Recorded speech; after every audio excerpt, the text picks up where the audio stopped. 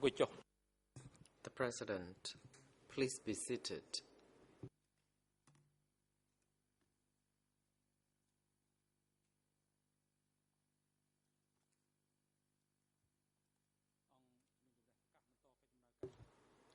The court is now in session.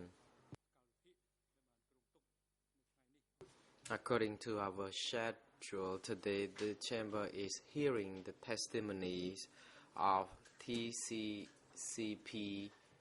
89.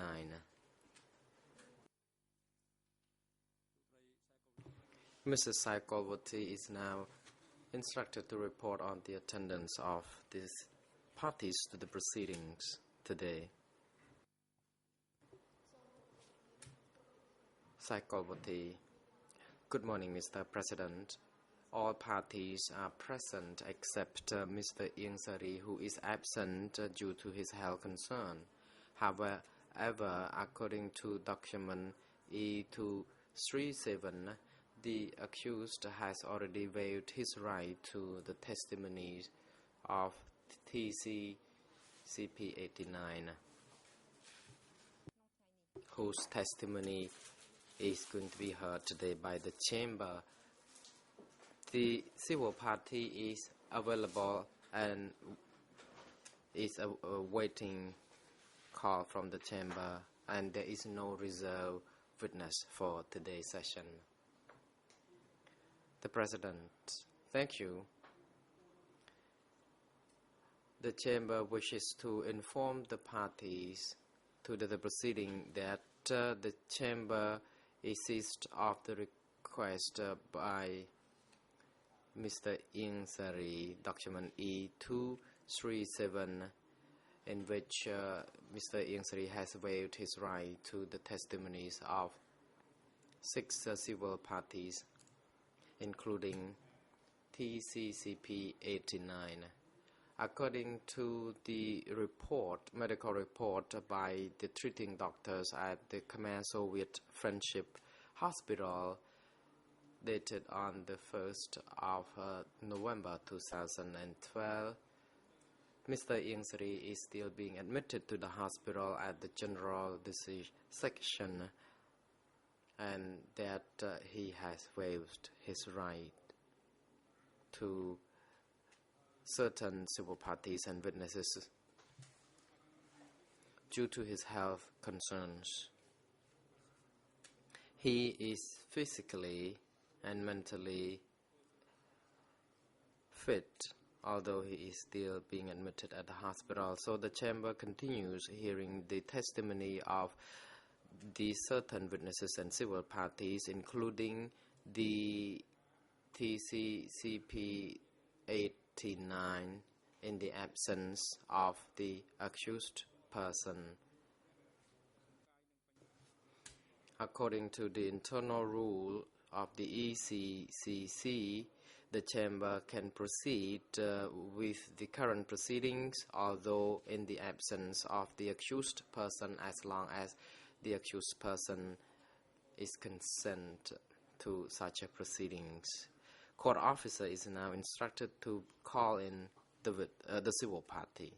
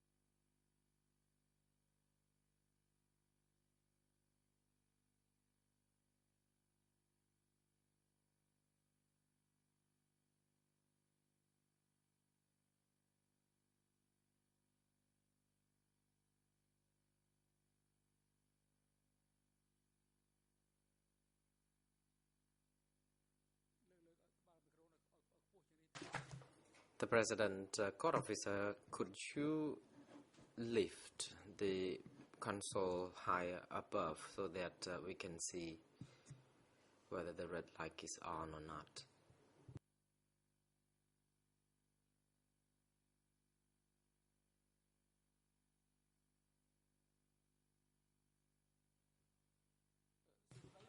The President, very good morning, Madam Civil Party.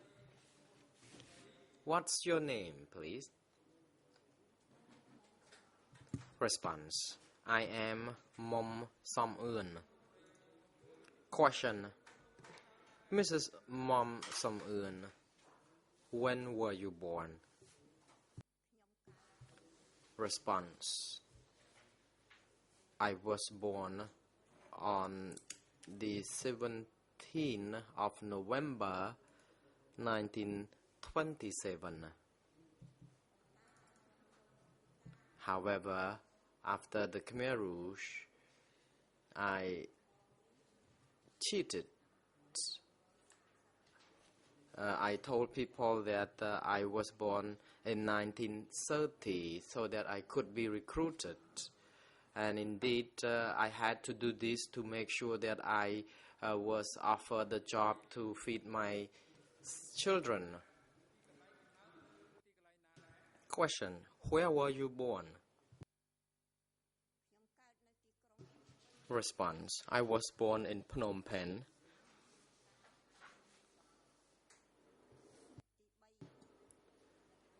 I was born just behind the royal palace. Question, where do you live? Response,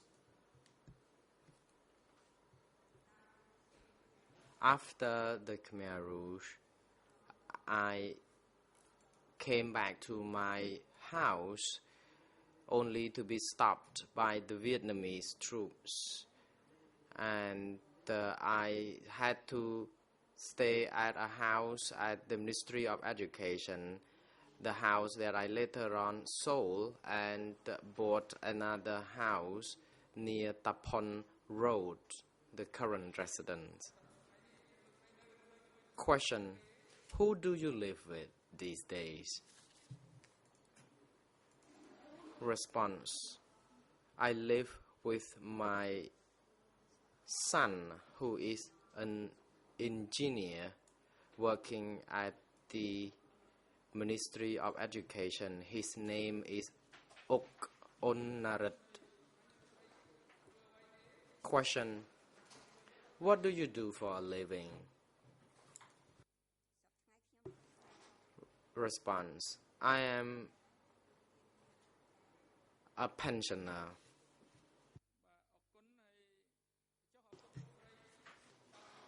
Question, what's your father's name?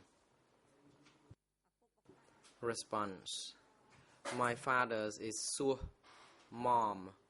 He worked as a medical doctor in the royal palace with a French doctor called Dr. Louis. Question, what's your mother's name? Response, she is Gumpon. Both my parents passed away. Question, are you living alone with your child, or does your husband still alive? Response, I am a widow. My husband was killed by the Khmer Rouge. I have 11 children. 6 of them were killed by the Khmer Rouge. 5 daughters and 1 son were killed. I now live with 5 children.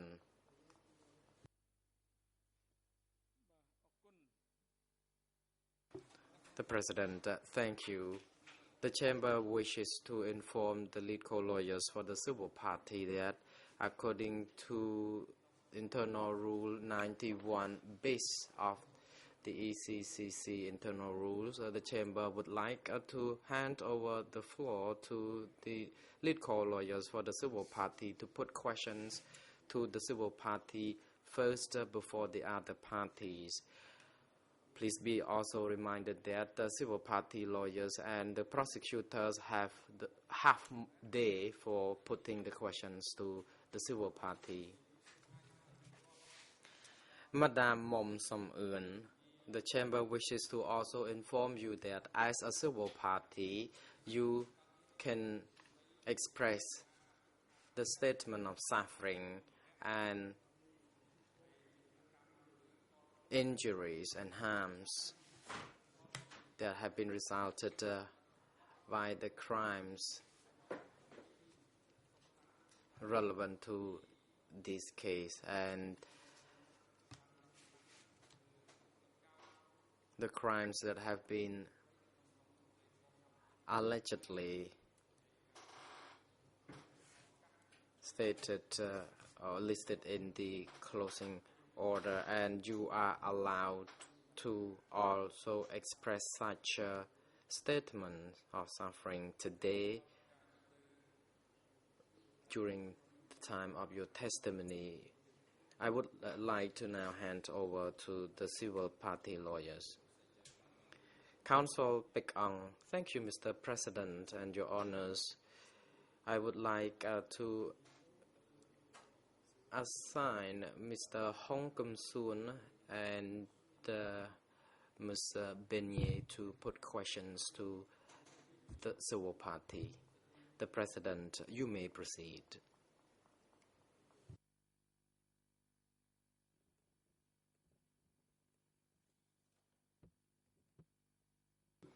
Counsel Hong Kum Soon.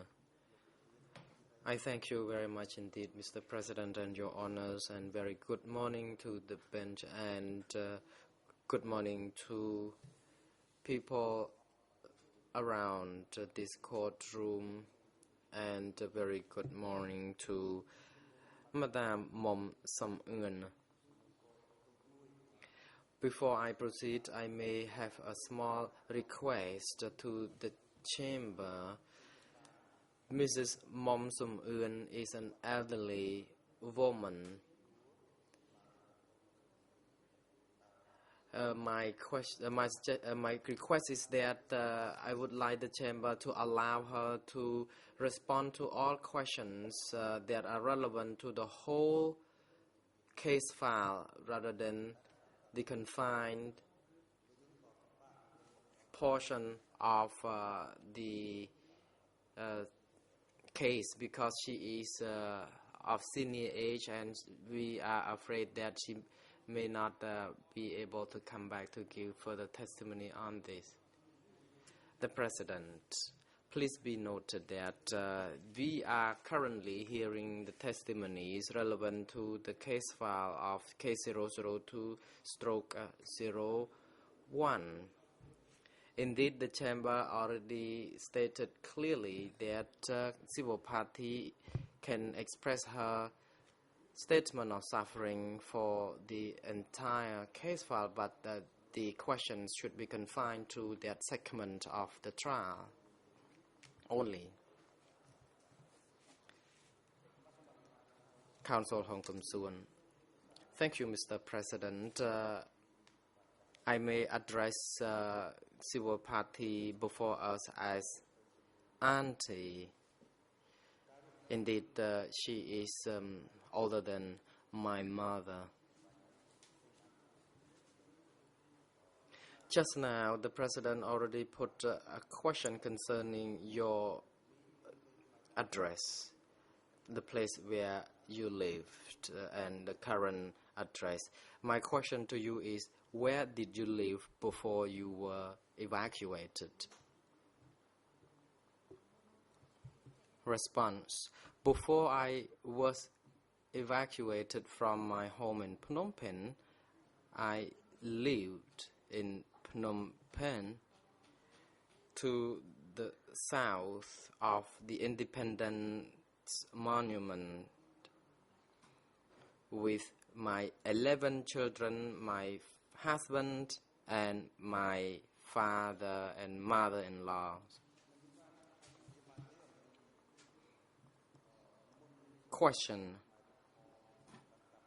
Can you please tell the chamber what did you do before the Khmer Rouge, indeed during the Lonol's regime and before? Response. I was a professor at Lycée Campot or Prairie Sampir Lycée, teaching French. By 1970, I asked that I be transferred to work in Phnom Penh so that I could be close to my husband working at the Ministry of Education in Phnom Penh in the book writing section. Question.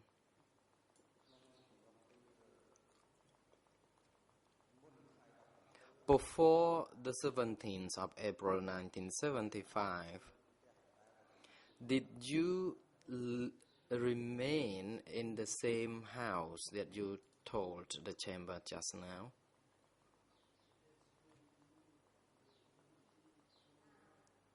Response. Before the evacuation, I lived in Songkat number 3, Chun Yuha Road, south of Independence Monument. It was the location where I stayed when the Khmer Rouge evacuated us. Question. On the 17th of April 1975,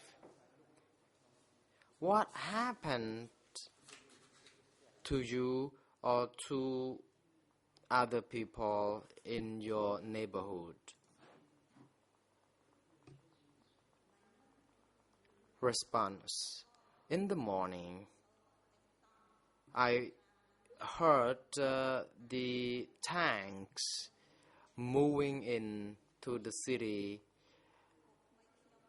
near my house. My father-in-law did not know about this noise, but he was curious. Later on, he would like to know what happened outside.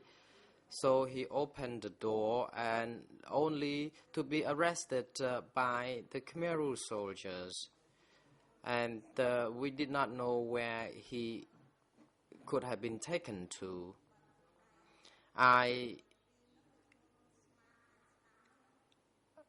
At that time, was trying to unlock my safe, but then I was pointed a gun at by the Khmer Rouge soldiers, whom I did not know when they came. They told me that why I kept wearing my glasses, because it was part of the revolution and we had to get rid of glasses, and the glasses were removed from me and thrown away. And I said that I could not see anything if the glasses were removed, but the soldiers did not listen. They forced me to leave city immediately, otherwise they said we would be bombed by the Americans. And at that time, I talked to my 11 children to make sure that we could pack ourselves with some sausages and other dry fish so that we could eat them on the way when we moved. But these young soldiers didn't want us to bring with us anything because they said that in a few days we would be returned.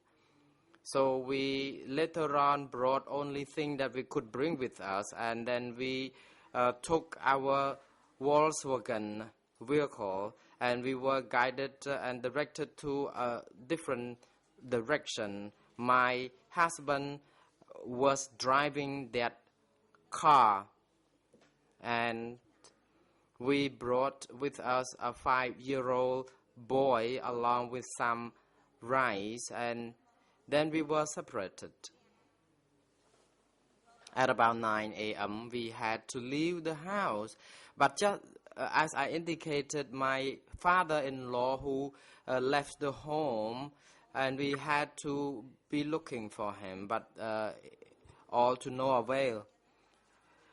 By 3 p.m., we reached a destination. Council Hong Kum Suan, I am sorry to interrupt, but I would like to ask you a few questions concerning the evacuation again. When the Khmer Rouge soldiers evacuated you from your home, how many people were there in your home? Response. There were 11 children of ours, my parents-in-law and my father.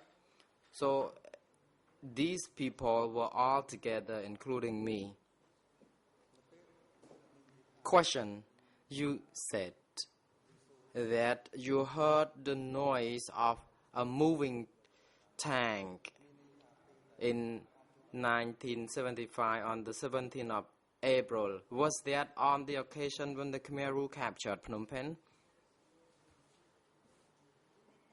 Response. Yes, it was. It was the time when the Khmer Rouge soldiers came to threaten me, to ask me to leave our home. That's why I rushed to the safe to insert the combination, and I was about midway through, then I was pointed the gun at and forced to leave the home.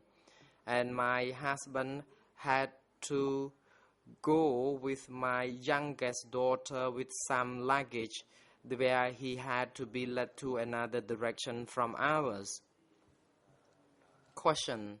You already mentioned about this, but we would like to also ask you a few questions more concerning the time when you were driven out of your home by the Khmer Rouge soldiers.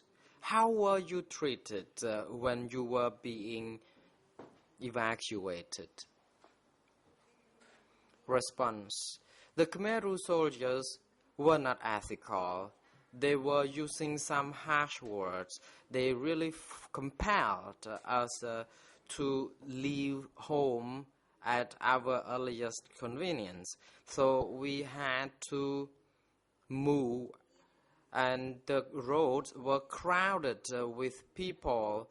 And a few steps from the place where I were, I would see some dead people, the bodies, and the gory picture of how people who died. And I also saw women, pregnant women who had problem giving birth.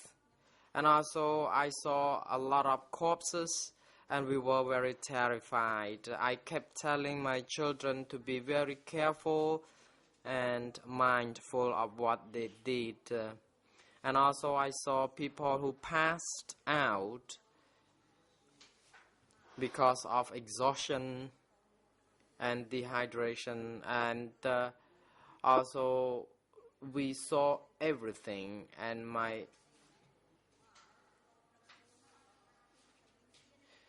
we also witnessed the moment that it doesn't matter how well or sick we were, we had to keep moving on. Council Hong Kum Suan. Thank you, Madam Mom Som Eun. I may cut you short because I would like to ask you a few more precise questions on this so that we are clear. When you were moving on these roads, could you describe to the chamber what you saw? Did you see the Khmer Rouge soldiers being there to stand guard, and did you hear any announcements made through loudspeakers by the Khmer Rouge? Response. While we were walking, we could hear announcements made through loudspeakers, pushing us to walk quickly, moving quickly. Question. You said the Khmer Rouge soldiers told you that you had to leave the city immediately or you would be bombed by the Americans.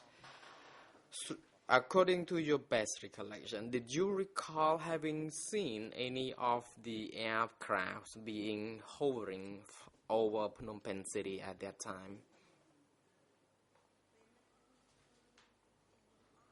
Response. I did not see any airplane flying over in the sky in those days. I only saw the Khmer Rouge soldiers who kept threatening people to move faster, and we were always pointed the guns at, and every now and then I would see corpses, dead bodies, women, pregnant women with difficulties, but I did not see any aircraft.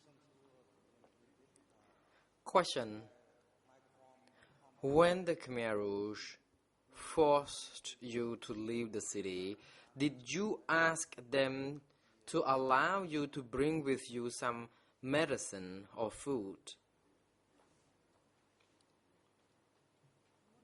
Response. Before we left, my children could grab some cheese, sausages and rice, and these foodstuff were placed on the Volkswagen, the car that was driven by my husband with our youngest daughter, but the car was directed to a different direction from ours because it was not allowed to be to mingle with the people who were on foot.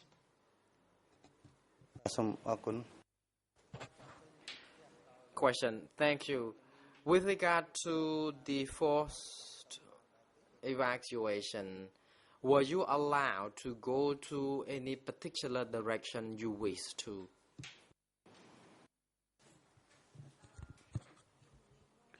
When we reached Munivong Bridge, we wanted to go to Svay Rieng province, which is my husband's hometown, but the bridge was blocked at that time, so I had to turn my direction. I had to go along the riverbank.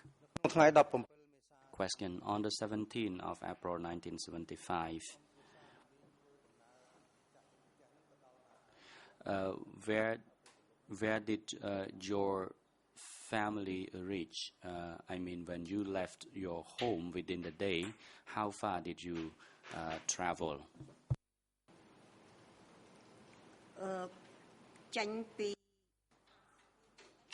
When we left the bridge, fortunately, I met my husband who was driving the car, and then we went along with each other to play some round. We then cooked rice. We did not have the cooking pot at that time, so we had to ask somebody there for a rice cooking pot, and we gave her something in exchange of this pot. Then we stayed there for the day on the 17th of April, and then we stay on the floor of a pagoda that night.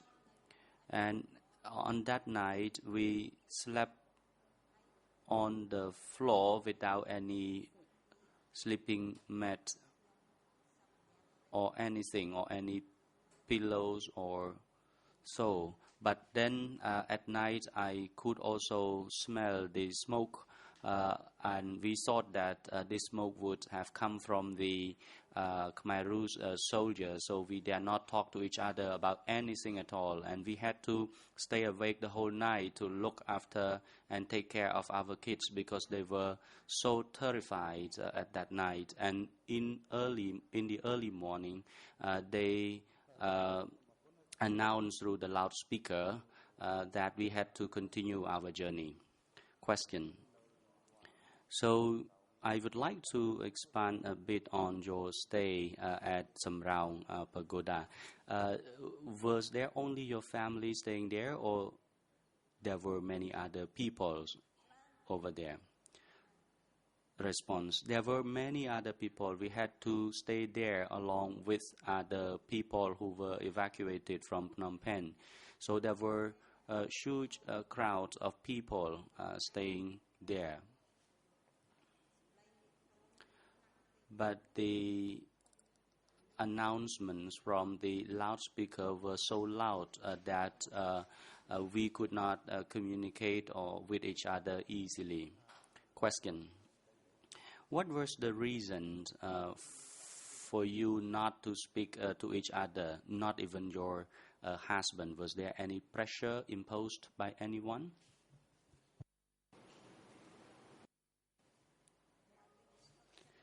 Because we were shocked. We saw dead bodies everywhere. We heard mortar shell and gunfires from every corner. So we were terrified and shocked. We could hardly do anything.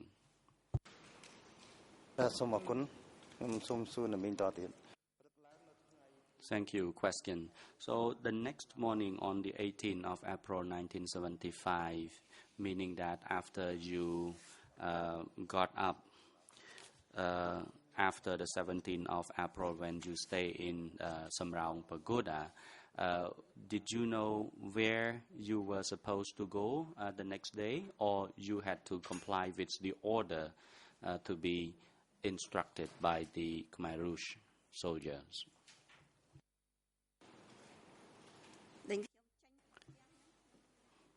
Response. When I left home, we intended to go to Svay Rieng province. But when we got to Munivong Bridge, the bridge was blocked. So we had to divert our direction to somewhere along the river bank. And then we eventually reached Samraung Pagoda. But then this direction was not leading me to Svay Rieng province. So we had to continue our journey aimlessly along the river bank, and then we stay along the river bank for another night. Question. On the night of the 18th of April 1975, where did you stay on that night, and what was that place called?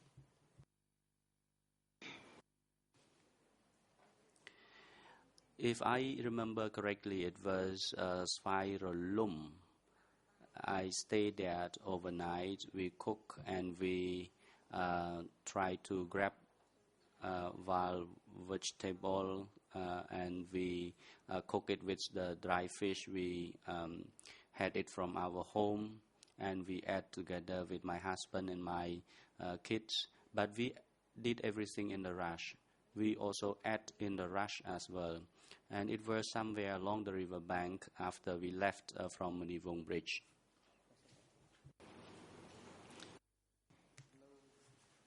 Question.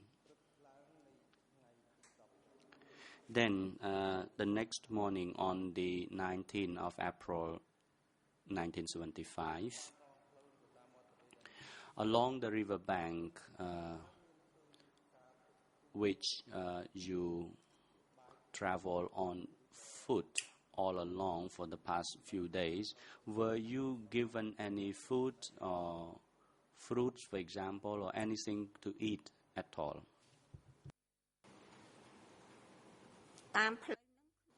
Respond. When we were marching along the river bank, the situation was chaotic. We were not given food. Wherever we right, we saw empty houses. There were no people in those houses, and there was no distribution of food or anything to eat at all. So everyone was in a panic situation, and there was loudspeaker announcing different information about this and that, and situation was quite confusing, and people were pushed, and some was frog marched and along the street. So everyone was in a panicky situation, and we were in a state of confusion.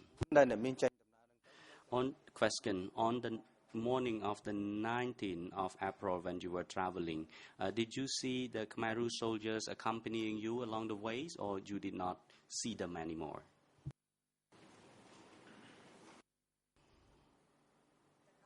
Response.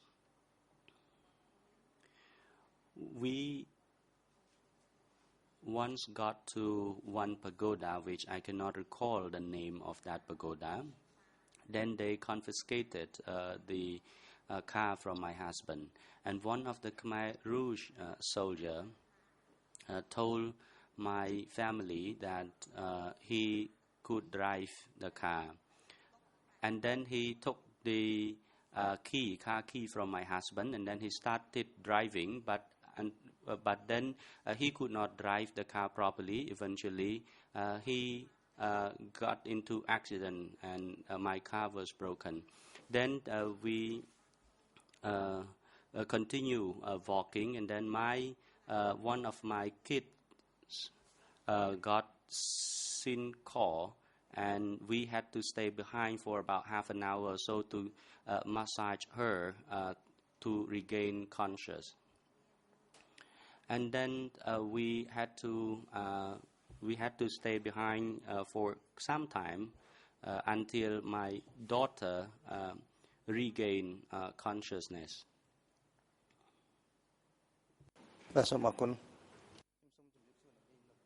Question.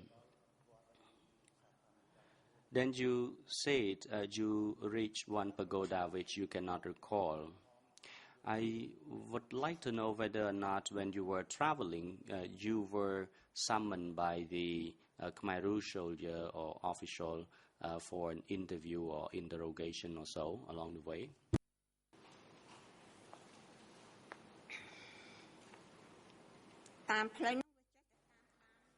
We were under strict surveillance by the Khmer Rouge soldiers, and they kept asking us what my husband's occupation was before this period. And then they also kept asking me what my profession was, and I had to tell them a lie that I was a housewife. I did not have any particular occupation, and they threatened us that we had to tell the truth. We had to tell what my husband did and what I did at that time. And then they continued to threaten us. They continued to say that if they find out if I had told them a lie, my life and my family's would be at risk. So at that time we were very terrified. And I did not tell them that I had any professional job or career, and neither did I tell anything about my husband. Question. Did you witness whether or not the Khmer Rouge soldier interviewed or interrogated other families, or did they arrest any people along the street when you were on your journey? Response. At the time, I witnessed the Khmer Rouge soldier ask many people, and at the same time they also beat people. And they were not in a military uniform actually. And we also witnessed the shooting of people as well along the street, and we saw dead body along the streets.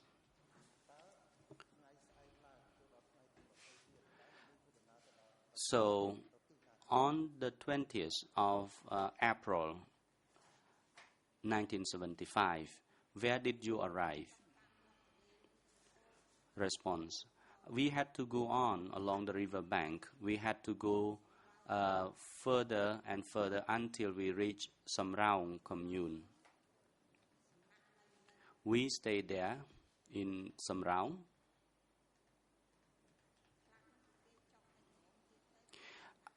Other evacuees had to move on to other places, but we had to stay in Samraung, and we asked a house owner by the name of Kung Nieng to stay at her house.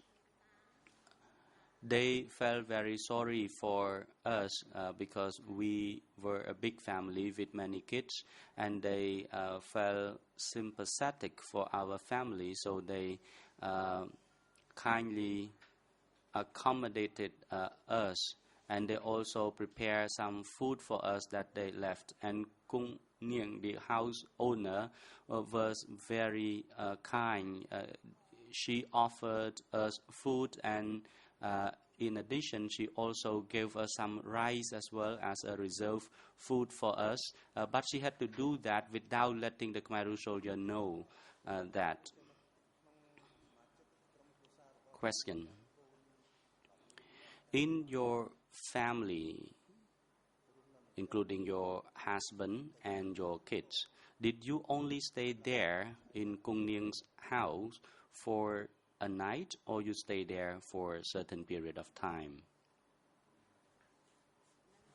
Response: we stayed in Kung Nieng's house for 2 nights.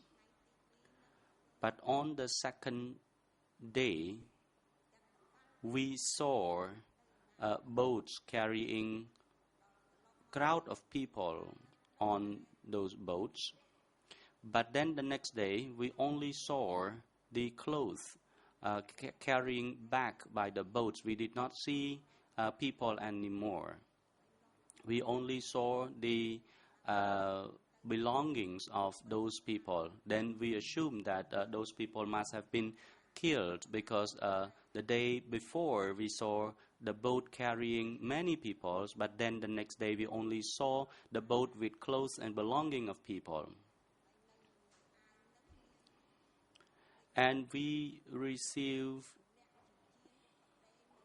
one clothes, and then the owners of the clothes actually hit one ring just underneath the sleeve of the shirt. Then we realized that the owners of this house must have been killed. Question: when you stayed there for 2 nights in Samraung, did you ask for permission from the people who control the crowds, or how about other families? Were they also allowed to stay there for 2 nights or so as well? Response: other families continue their journey down south, and as for other family, they stayed there as well. So they stay in that area for about 3 nights. On the second day, they ordered that my sons had to herd cows in the field. And as for my husband, he was also ordered to herd cows as well as to collect grass for cows. And as for me, I had to shell corns.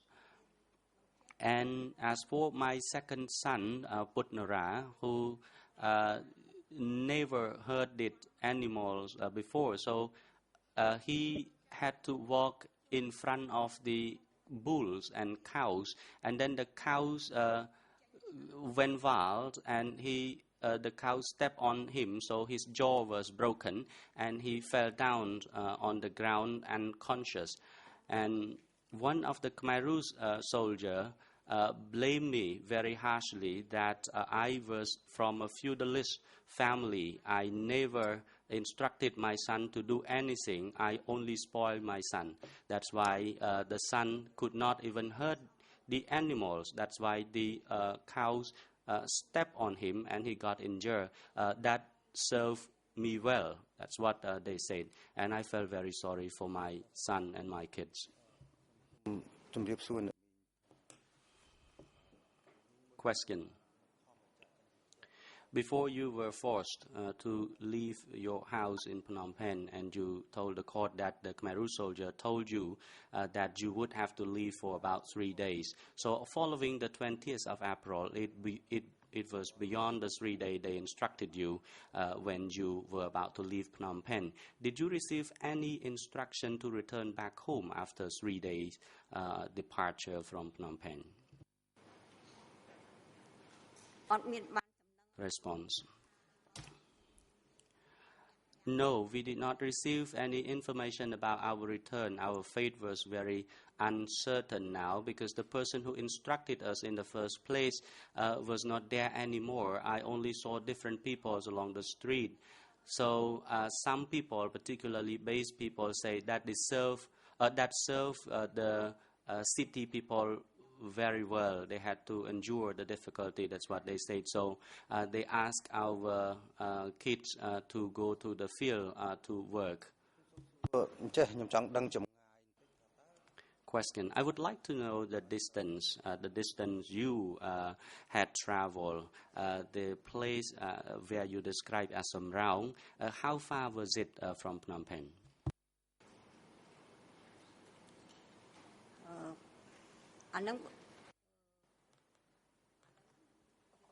Response. Now the new road was constructed, so there was a shortcut through Tang Krasang, but I cannot Tul Krasang rather. So through this shortcut, it's closer. But in the past, when this road was not built, then we had to travel along the river bank. It was approximately 40 kilometers away from Phnom Penh. Question. From the time when you left Phnom Penh and then you reached Samraung, did you hear any aerial bombardment? I mean the sound of the bombardment at all, as you were told when you were about to leave Phnom Penh? Respond. No, I did not hear. I did not hear aerial bombardment, but I did hear the exchange of gunfires and the evacuation of people, and some of them were carried in boats, and we had to continue our journey, and I continued to warn my kids not to resist. I had to submit to them, and one of my kids, my 7th daughter, had ulcer in her ear, and we did not have access to medicine, so we could not be of any help to her. We only pick up the leaf of the tree along the road and chew them, and then just put it inside her ear. But luckily, she could get over it after a few days. Question. The evacuation of your family from Phnom Penh to Samraung, it took approximately 1 week. And after this 1 week period, did the Khmer Rouge tell you to go anywhere else after that? Response.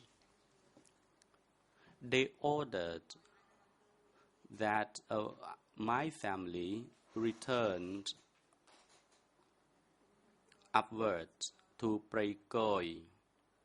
Prey Koi is approximately 10 or 20 kilometers away from Samraung. Then when we reached Prey Koi, my husband was ordered to hurt animals, and he had to hurt animals in Prey Thun, some 20 kilometers away as well. Questions. Can you please be more specific in relation to the location, the exact location of this place, which commune was it in? Response. It was in Kandal province, Pretkoi commune.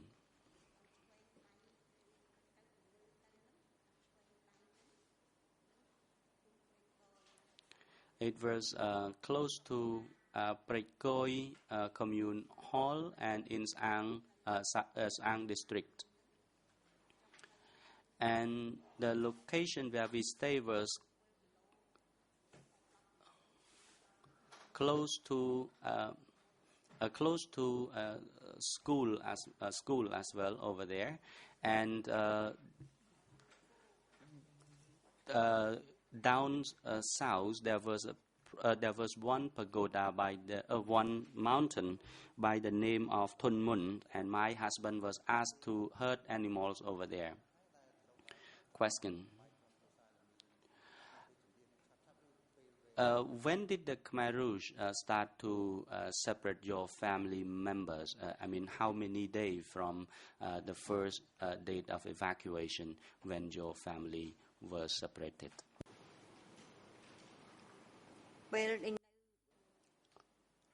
Response.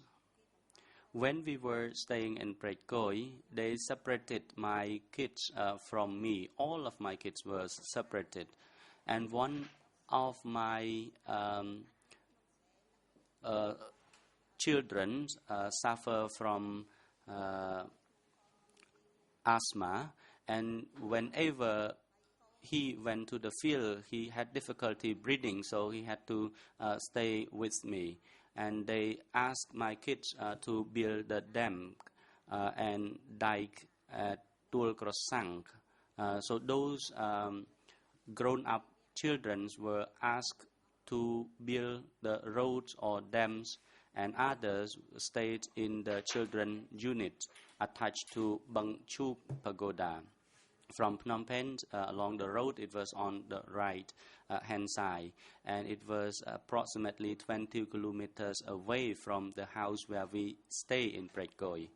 And when we got there, my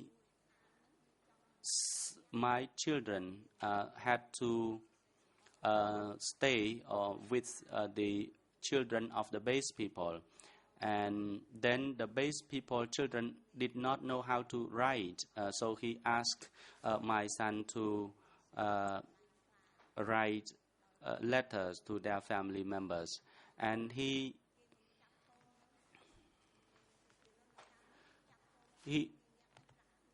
asked my son to write letters, but that letter was not a truthful letter. It was a deceitful letter. So eventually the letter was received by the Khmer Rouge soldier. So he was imprisoned in one of the stupa over there. Yeah. And one of my kids suffer from the eye sore, and he had swollen eyes. Then he was taken to the nearby hospital, the Khmer Rouge hospital, and I went to, upon receiving the information, I went to visit my son, and then I asked them why they imprisoned my sons in the stupa, and then they told me the story. And I asked my son why he wrote this letter. He told me that he was forced to write this letter because the base people's children asked him to write the letter. He dare not resist. And then the Khmer Rouge soldier did not try to find out the truth. Instead, they kept blaming me, saying that I dare resist or protest against what they said and found. Question. I have the last two questions for you.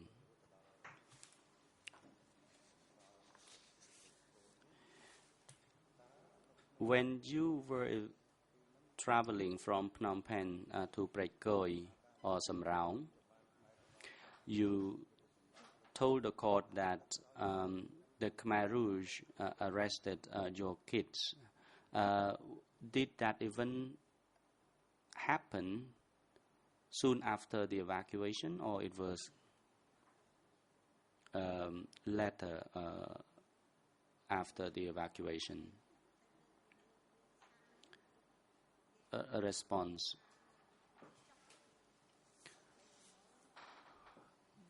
They order my grown-up children to build a road in Tulkrasang. It was quite far from Prekoi, and they stayed there for a week, and they could only return home after a week attachment to that work site.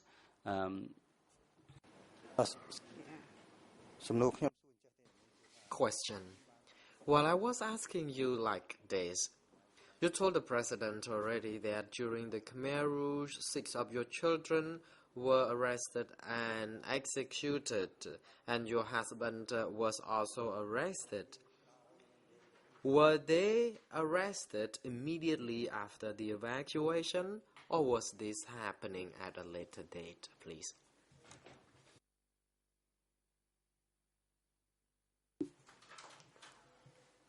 Response.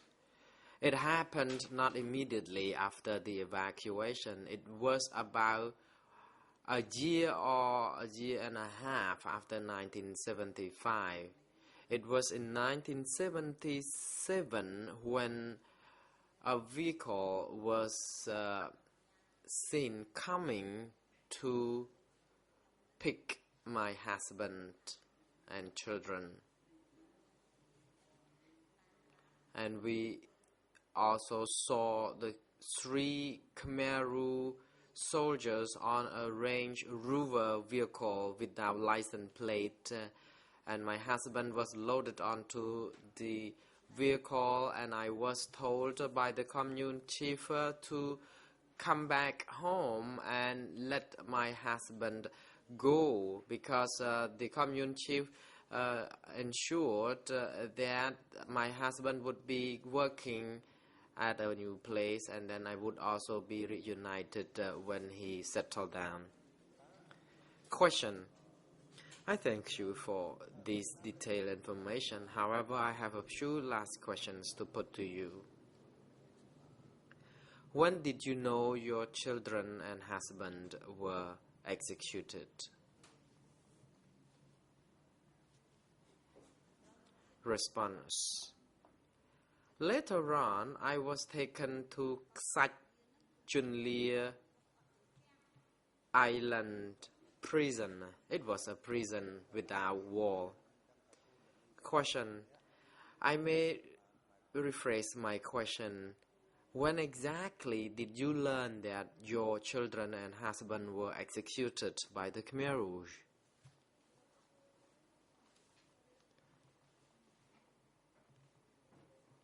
Response. After Phnom Penh fell, I heard gunfire to the south of Phnom Penh.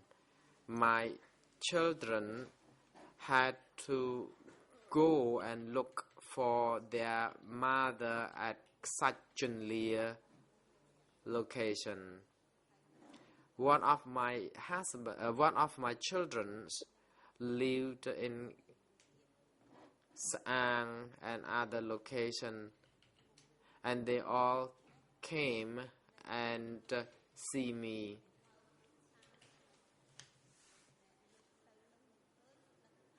However, not all could manage to see me.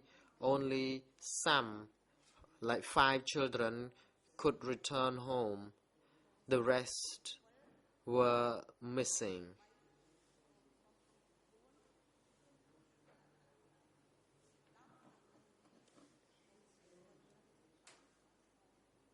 My youngest daughter and my eldest 4 sons survived and came to me, and at that moment that I learned the rest was executed.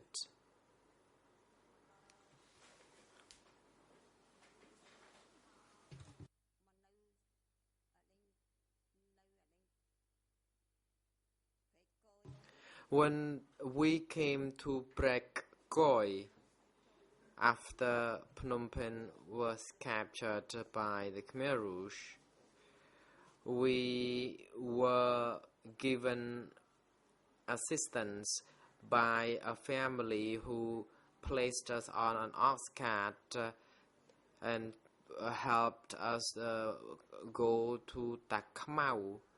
However, we were chased by a Khmer Rouge soldier carrying a machete,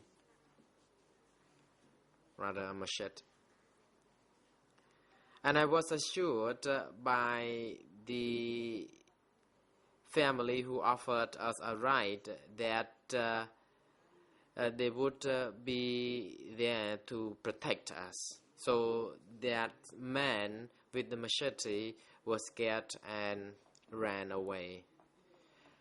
Mr. Hong Kim Soon, thank you, Madam Civil Party. I have no further questions. I would like to cede the floor over to my colleague, Penier, to proceed with her questions.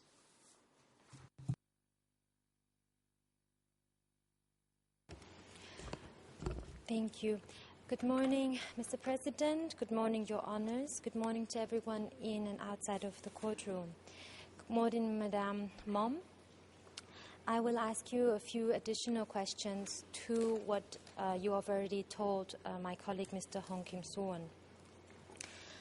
I would like to go back to the day of the 17th April 1975, when, as you said, the Khmer Rouge forced you to leave your house. I wanted to ask you first, how many people entered your house on that day?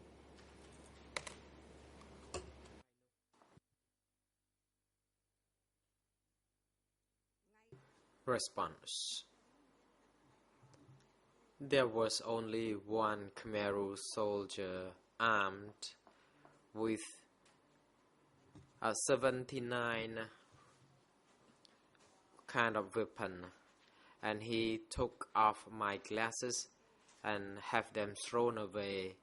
So there was only one Khmer Rouge soldier.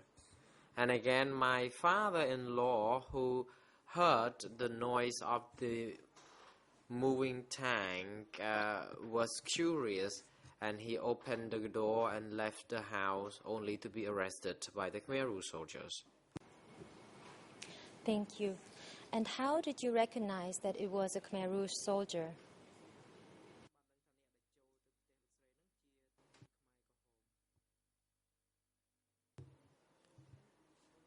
Response.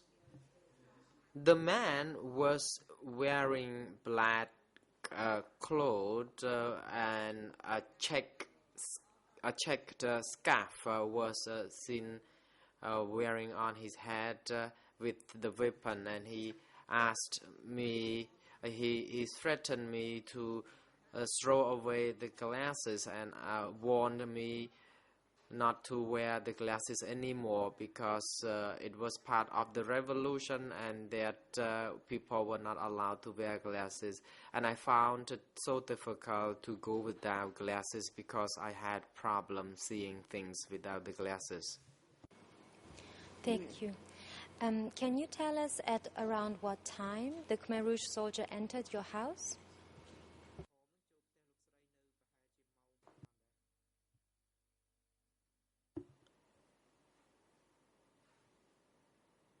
Response. It was early in the morning, about 7 a.m. and I did not know how he entered my home. Because I was trying to insert the combination onto my safe, then I noted that something was pressed on my right shoulder, and when I turned around, I saw the Khmer Rouge soldier pointing gun at me already. Thank you. You told us that on the way, the car that you used to travel, the Volkswagen, was confiscated by the Khmer Rouge. Were there any other belongings taken away from you during the forced transfer by the Khmer Rouge?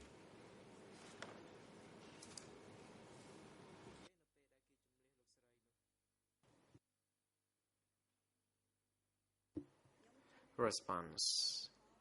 I left home with only a few cans of rice and some dried fish, and I tried to open the safe to pick some of my belongings like jewelry, but I couldn't because I was caught at gunpoint, and I left without them. And my husband, who was the executive director of the factory, he possessed two vehicles, the Volkswagen and a vehicle belonging to the factory, but he could manage to bring our own car, Volkswagen, so that it could carry some rice, and our daughter, youngest daughter. That's the only things we could go along when moving out of the city, nothing else. Thank you. And what happened to the other cars of your husband?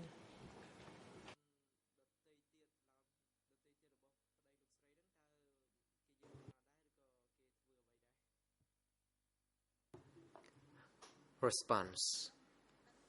I do not know what happened to that car, but when I returned to Phnom Penh, I did not see that car anymore. I did not see all the vehicles belonging to the factory. Thank you. You said that along the road, leaving Phnom Penh, you saw many corpses on the road. Do you remember what clothes these corpses were wearing?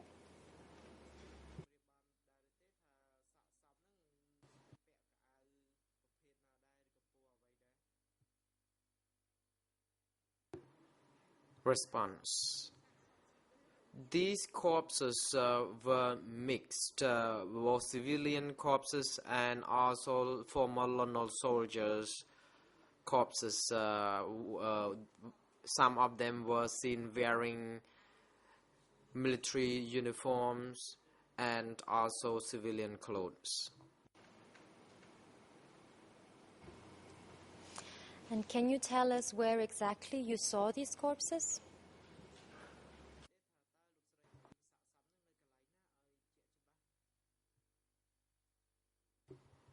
Response. I saw them all along the road, sometimes just a few steps. Then I would see another corpse on the left, on the right hand side, and by the time I got to Prek, some round location, I had already seen about 20 corpses, perhaps more than this, because I didn't pay greater attention to count all the dead bodies. I do not know what happened to these dead people. Perhaps they were too tired to move on and die from exhaustion. But what I noted was that their bodies were mutilated, their heads were smashed. And that's what I saw. and also some people passed out because they were too tired. Thank you. Now you said before that your glasses were taken away by the Khmer Rouge soldier. How well could you see what was happening without your glasses?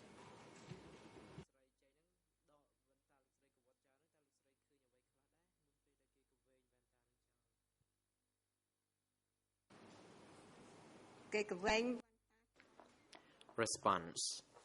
After my glasses were taken off and removed or thrown away, I still could see things, but not as clear as I used to see when I had the glasses. And I heard the person who removed my glasses told me that it was part of the revolution that glasses had to be removed. And for that, I knew that he worked for the Khmer Rouge. And I could manage to pick part of the broken glasses and the lens, and I could make use of the broken lens to help me see things while moving along the road. And every now and then I would also be told by my children that, "Mom, there was another corpse." And then they told me, "Yet there was another," so on and so forth. And I kept telling my children to be very careful because we noted that a lot of people died. This could happen to us. And I also asked them to be very careful because the Americans would also be bombing at us. Thank you very much. You mentioned that you saw pregnant women having difficulties with birth. Can you tell us more about this?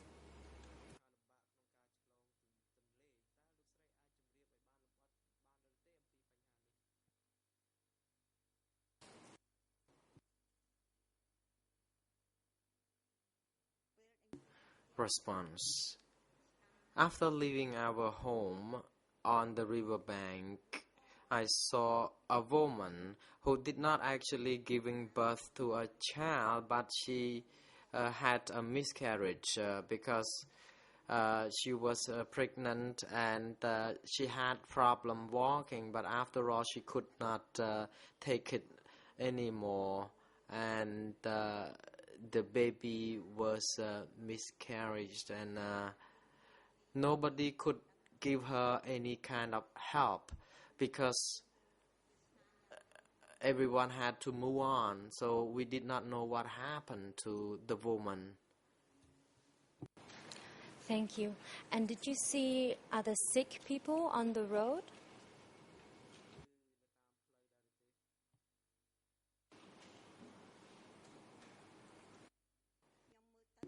Response.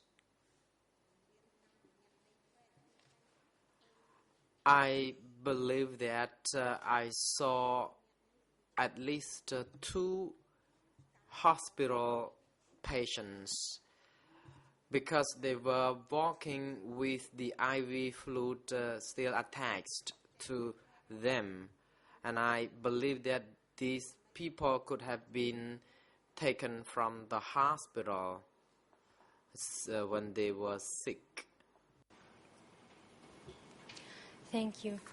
You told us that along the way there were Khmer Rouge soldiers standing guard.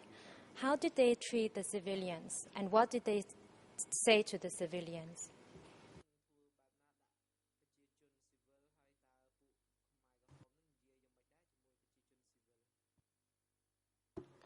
Response. These Khmer Rouge soldiers kept saying that we had to move quickly and we were not allowed to look back, just move forward. They threatened us, they shouted at us, and they asked us to keep walking faster. Did any of these Khmer Rouge soldiers along the road say where the order came from to leave, for you to leave Phnom Penh?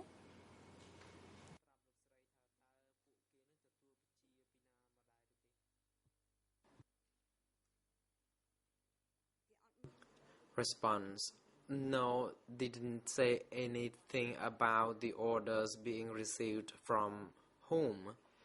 They only said that when people engaged in revolutionary cause, we had to work hard and tirelessly, and at the same time they treated people very badly. They treated us like the people who belong to the feudalist class, and they asked us to stop talking but keep moving. And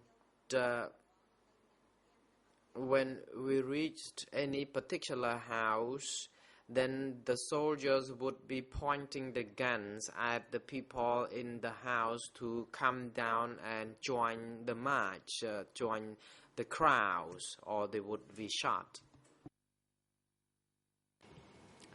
Thank you. Now I come to the point where you said you arrived at Samram village, and a person named Gong Niang saved you by hiding you in her house. My question is, why did Gong Niang have to hide you?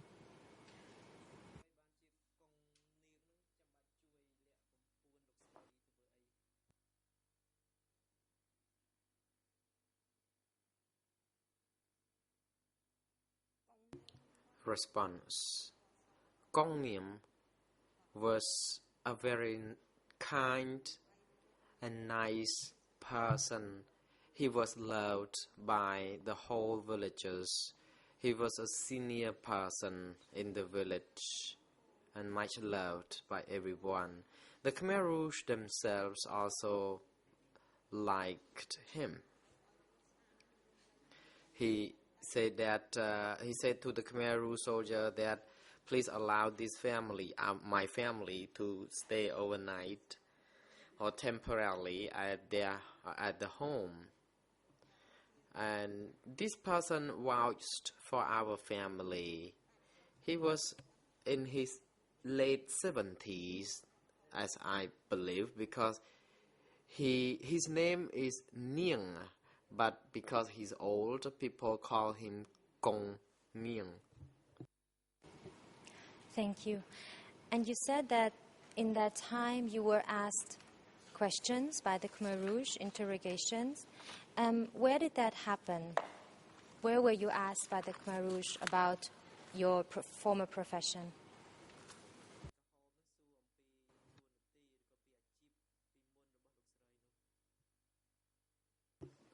Response: I was asked what I did when I was in Phnom Penh, and I told them that I did nothing. And my husband also told them that he worked but had very small job. I didn't tell them I was a professor. I said I stayed home and looked after my children. I could see that my message was not convincing. They did not believe me, I trust.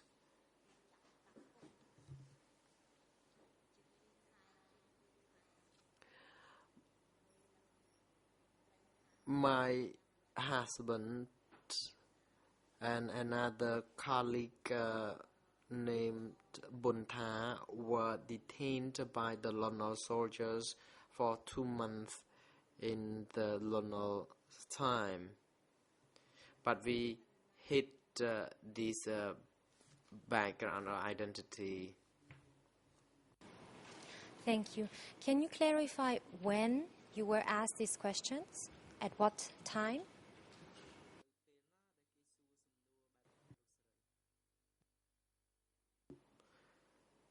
Response.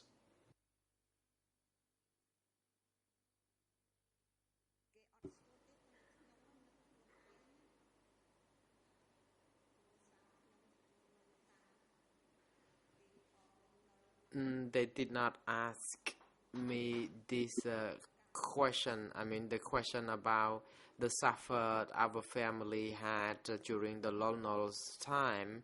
It was I who was thinking to myself, we had suffered a lot already. Why should we suffer more during the Khmer Rouge? And at the Brekoi location, we stayed in a concrete house.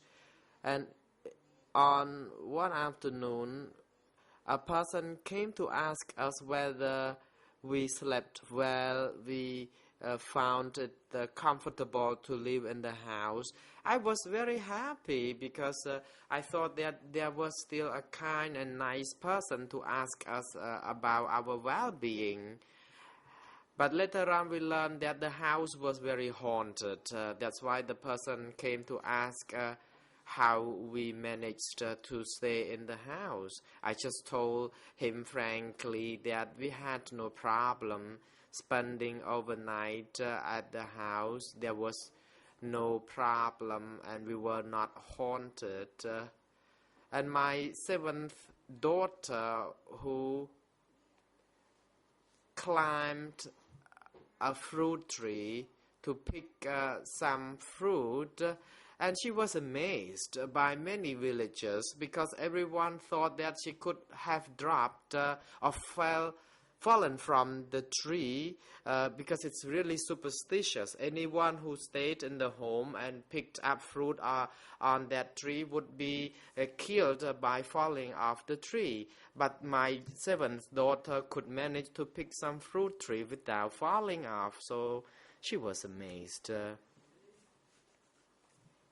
Thank you. Let me come back to when you told them that you were a housewife before the fall of Phnom Penh, when you were lying about your former profession.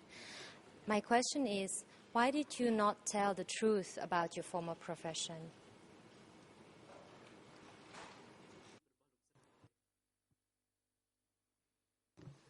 Response. I did not tell them the truth because I was afraid that I would be taken away to be executed. Because without telling them the truth, I was treated badly already, let alone having revealed my identity. Then all my family could have been wiped out. Because as an incident I indicated earlier on, when my son, who was asked to tend the cows and he could not properly tend the cows and was run over by one of the cows and get seriously injured, I was blamed for not properly raising my child. That's why he ended up being run over by a cow. Thank you. You have mentioned before that you were considered from the feudalist class. Can you explain what the difference was between feudalist class or city people and the base people?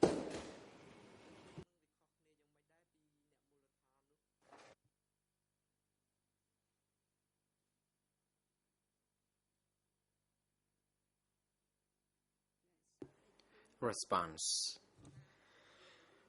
The feudalist class refers to rich people, wealthy people, and the base people were the poor peasants, people who were good at looking after cattle, doing farming, and people in Phnom Penh were not good at that. We could not teach our children to be good at tending cows, so we were accused of being feudalist. Things like that. Thank you. And after your transfer from Phnom Penh, did you receive a different treatment than base people?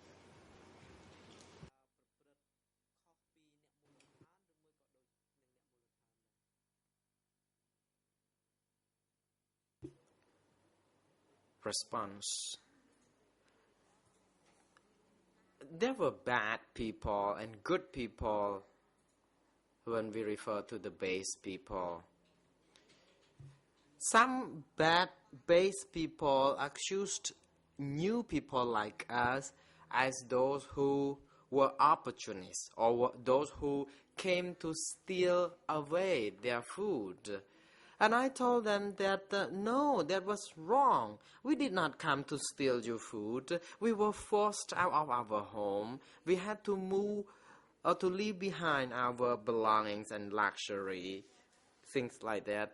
And we did not come here to steal anything from you. But again, some people did not understand this. They said they used to enjoy having enough food, nice meals, but now there were more people coming in. These new people came to steal their food. And I kept telling them that it was not my fault. It was somebody else's fault who brought us here. Thank you. Now you said in Samram village, you saw a boat going to the other side of the river and coming back with only the clothes of the people. Do you recall or did you see who was on the boat when it went to the other side?